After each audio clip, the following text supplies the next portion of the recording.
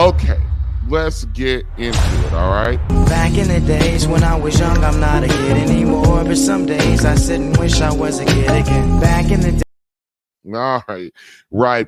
Life as we know it, life as we know it, it's a journey, and it has ups and downs. It got challenges, got triumphs, In the midst of all of that, we often find ourselves looking back over the past with a sense of nostalgia. That song Back in the Day kind of reminds us of the incredible power that nostalgia holds and how it can serve how it can serve as motivation. And then think about those lyrics real quick. Think about those. Back in the days when I was young, I'm not a kid anymore. But some days I sit and wish I was a kid again. Back in the day when I was young, I'm not a kid anymore. But some days I sit and wish I was a kid again. Some days I wish I could sing. I have no musical talent, and I hate that. I hate that I have no musical talent, but I wish I did. But back in the day when I was young, I'm not a kid anymore. But some days I sit and wish I was a kid again. Those words resonate with me and so many other people because they capture a universal understanding for simpler times, for those long days past, especially what we're dealing with right now. And it also makes us long for, times that were less complicated. You know what I mean? And, we're going to talk about dreamers in this stream a little bit towards the end of the stream. And it reminds me of a time where you could actually dream and those dreams were limitless, So, yes, nostalgia, can be a motivator, real quick. And I mentioned this last night when I started out the stream. That sometimes as you get older, man, life gets a hold of you and it can really trample on some dreams. Life can, if you're not careful, boy, a dream, a talent, a skill, a path, you can be knocked so far away from it that you can barely remember what made you smile just for the sake of smiling, or what made you, or the simple pleasures of a talent or skill that you have, whether it be a musical talent, a cooking talent, or writing talent, or whatever the case may be, and some kind of gift that you had, and you had to let that go, because life just came along and knocked you through a loop, or sometimes because you brought the wrong person in your life and that knocked you through a loop. But so that's why I really like that song and those lyrics, because it reminds me, it kind of transplants you back to that, especially if you're my generation. I was like a teenager or whatever, or when that song, I think I was a teenager when that song came out. I wasn't an adult, I know that much. So when that song came out, but it reminds me just how hopeful I was during that time. And I didn't have any reason to be hopeful. I grew up piss poor, broke. I wanted for stuff, but I just knew that I would have stuff. I just knew, I didn't know how, but I just knew I wouldn't be longing. And life can knock you down, and then nostalgia, can serve as fuel to reinvigorate a dead dream or dream deferred, per se, But I want to share something with you today. Instead of dwelling on the past or wishing or spending a lot of time wishing to go back in time, like I just said, let's use nostalgia as fuel for our present and our future endeavors. Let's take those lyrics and harness those lyrics for motivation. When we think back to the days of our youth, what do you remember the most? What do you remember the most? We remember, like for me, I remember a time, I remember that as a time that we believed, and they really believed in ourselves and really believed in our dreams, and we were unwavering in that to a degree. And you know what? We can carry those elements today. being an adult, sometimes we get lost. We lose imagination, and we lose visions, and we lose dreams and the ability to do those things. As an adult, we can lose the ability. Not that we can't. I've watched it. I watched it in people that I know, and I've seen it in me. So that nostalgia reminds you of the boundless potential that you once thought that you had, and it's still there. So, to a degree, those carefree days might be gone, but the spirit, the resiliency, the curiosity, the determination, that really defined you as a youth and propelled you, you can use that memory of that to reinvigorate a dream or a moment or an outcome. Take a moment to reflect on that. Just a minute,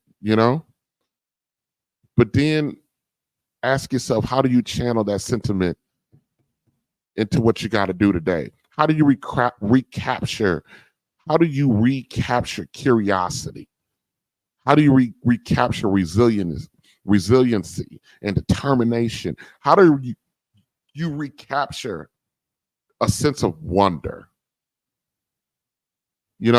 That belief that belief in yourself that you really didn't have any business having that level of belief because you hadn't done anything, but you still believed, and it pushed you to start your dreams.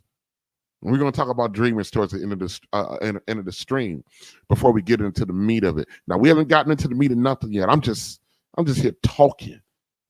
I'm sitting here talking, and I'm trying to invoke something in you right now. I'm trying to capture your imagination. So I hope, good Lord, that you guys haven't tuned me out yet, because I'm trying to capture your imagination right now. Nostalgia can be a source. It could be a catalyst, It could be a catalyst for change. Remember, the past may hold cherished memories, but your future is where it's at. In the future, and nostalgia can help you create something extraordinary. And we're going to talk about Black men being extraordinary too in just a second. So be motivated by nostalgia, the sentiments of back in the day, and let that drive you to make the most out of the things that you have let slide, let slip, let go. Let me tell you something. Sometimes we get stuck in, that my time has passed. I'm not talking about marriage and relationships, but I'm talking about goals. When I'm saying this, sometimes, I have this saying that every day you wake up, you choose your outcome, and sometimes it's hard to get that spark back, but hopefully the nostalgia, the nostalgia will help you do that. Back in the days when I was young, I'm not a kid anymore, but some days I sit and wish I was a kid again. Back in the day. Yes, absolutely. Now, the one thing that I thought a lot about during that time, when I actually do think about the nostalgia parts of stuff, the one thing that I think about most of the time, I never think about winter. Winter doesn't invoke any. I know some people are like winter people, but I don't understand them people. And I'm from Wisconsin, and the winters are nothing but cold, white, and cold. That's all I remember. I don't associate anything. I don't associate anything, positive with the winter. But the one thing I do associate with is summertime, and and the official start of summertime, boy. Now, summertime, we all got some nostalgia for summertime, especially when you hear this. Please.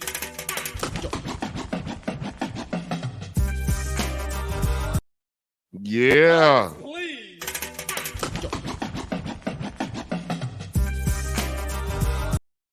Yeah. For years, that song was the official start of summer when the local radio station would play Summertime. We all knew what time it was then. School was out and there's sort of a buzz. Back then, I really didn't know what it was. That's what I'm talking about. The Summertime, that song by Will Smith was like the summer anthem. I don't know if it still is or not, but it was definitely when I was in high school, going into college, boy. And then you knew because the people who had the convertibles, rolling through the neighborhood, you could hear it. They'd be like, please. Yeah, that song just sounds like summertime. You know what I mean? So, yeah. So, but one of the biggest things that I remember about Summertime, boy, which is those damn street lights.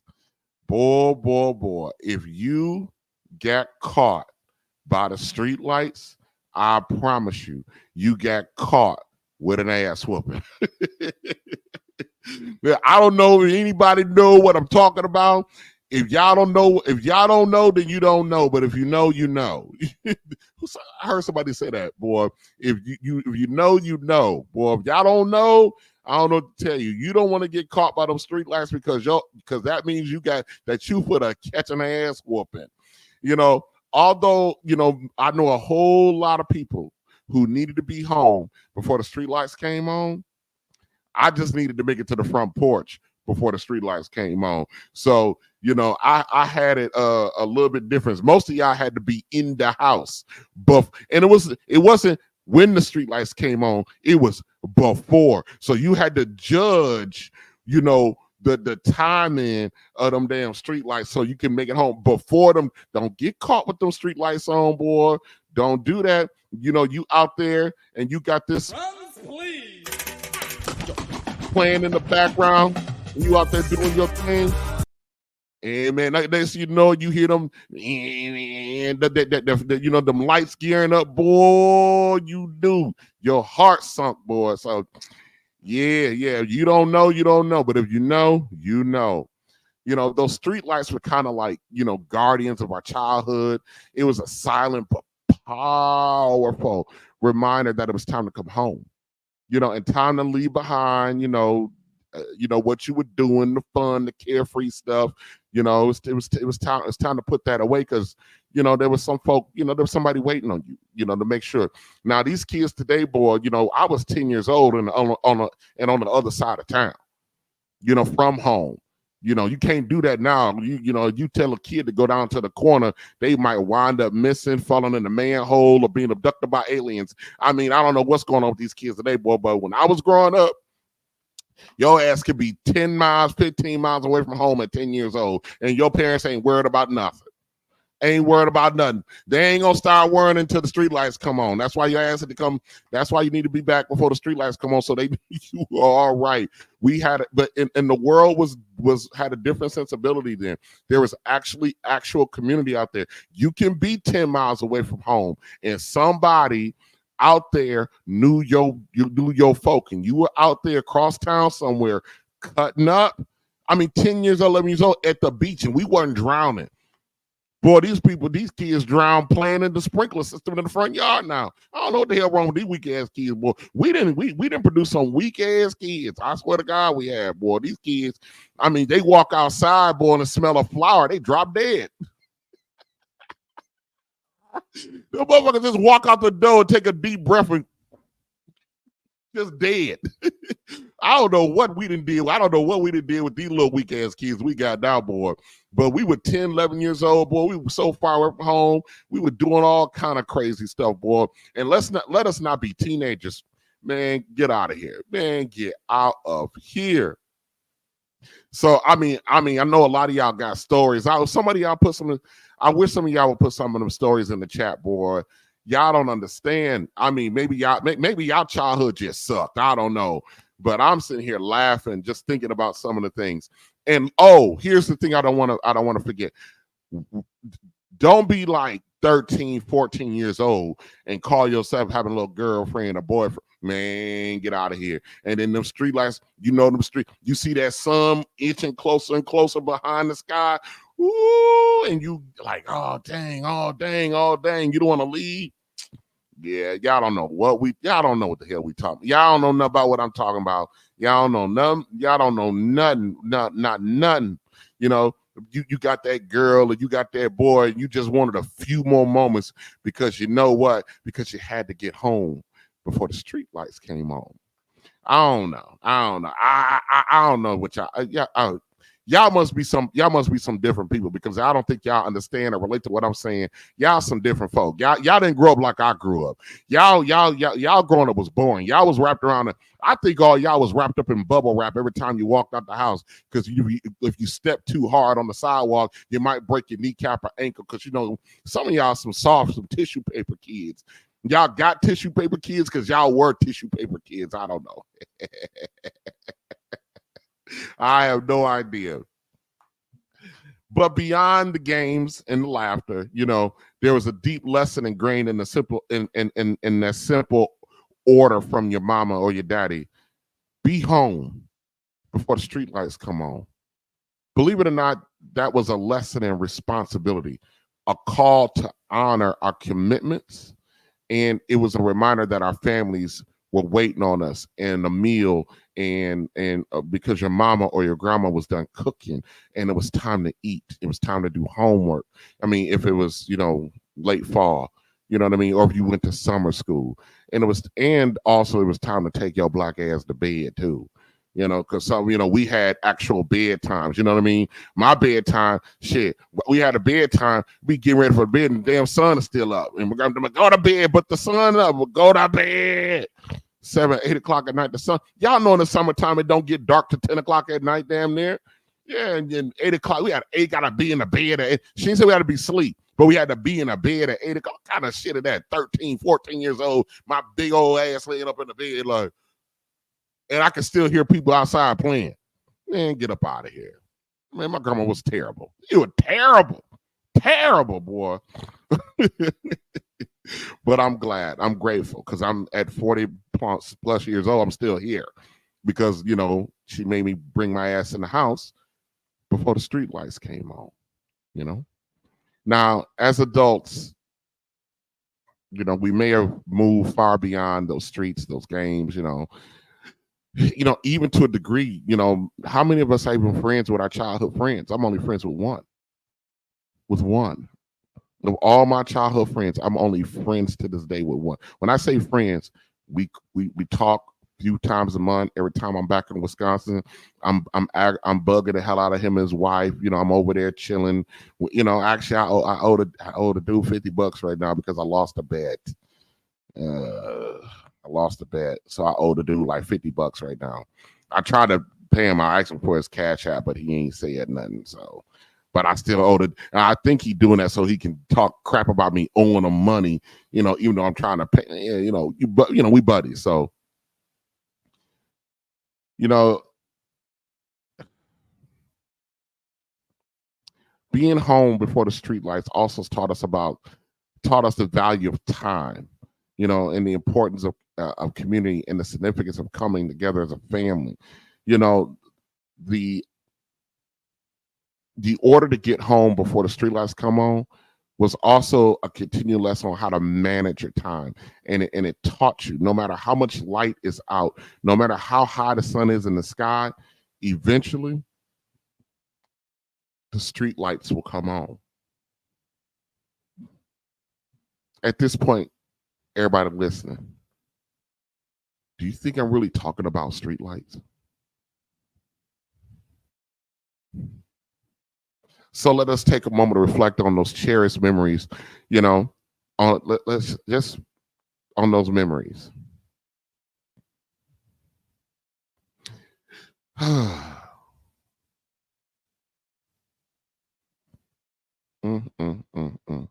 Perhaps in the way we're living our life right now, we can find inspiration in those simpler times to prioritize what truly matters, which is family, and to be home and to be home before the street lights come on in our lives.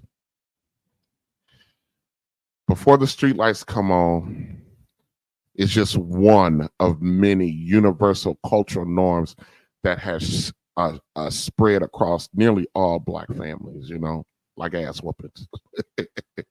So for those watching this stream or will watch later on, here's what I need you to do. Here's what I need you to do. Make sure you get home before the street lights come on. Back in the days when I was young, I'm not a kid anymore. But some days I sit and wish I was a kid again. Back in the